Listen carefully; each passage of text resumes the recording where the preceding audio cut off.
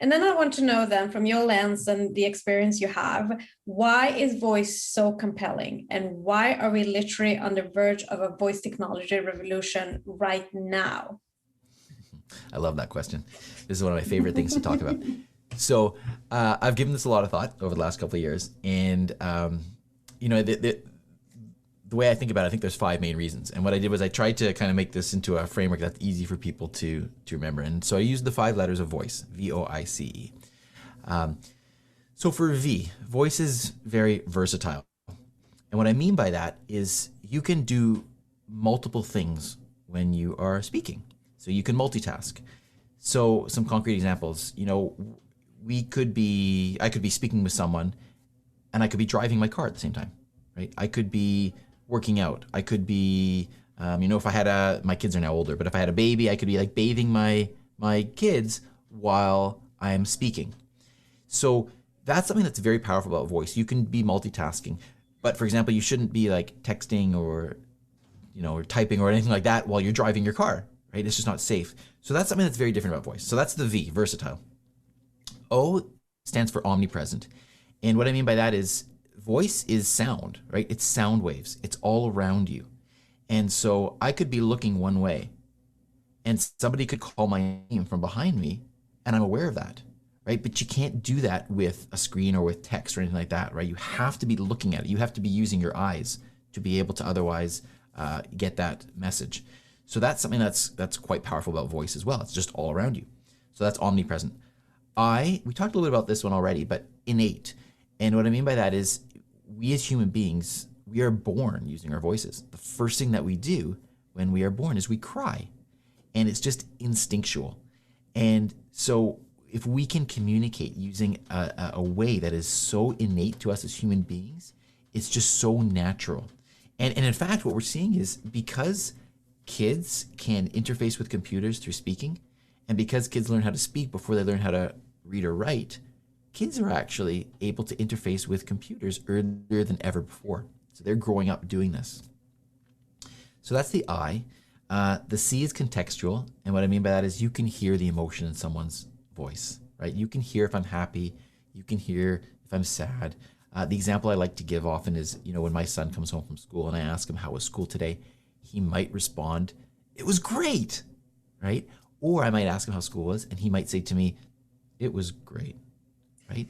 The key thing is it's the exact same words. It's the exact same words. On text, on a screen, it would look exactly the same. But with voice, you can hear that difference. And that's actually got very, very profound impacts in healthcare, and we'll talk about that afterwards. And so that was VOIC, contextual, and E is efficient. When we're speaking, we speak at about 150 words per minute. When someone's typing, the average person types at about 40 words per minute. So it's actually about 3 to 4 times faster to communicate through voice. And so for those 5 reasons, that's why I think voice is so compelling. And because computers can now understand our voice, we're on this verge of something, a big shift that's about to happen. Wow. And in the book, you also mention voice as the next operation system. And as you just mentioned about your computer memories, mine first was, of course, Apple and the snake. Yeah. And then I also hear this operation system, when you had to connect it to internet. But also that voice assistants are being adopted at a rate faster than any other consumer technology in our history, including the mobile phone. So explain this for us. Yeah, it's really interesting. So, there's this graph that's often been shown in the voice first community, and it's looking at the different types of consumer technology, and that includes everything from like TVs to radio to mobile phones and other technologies. And the graph shows like sort of the adoption curve of how quickly people are adopting this technology.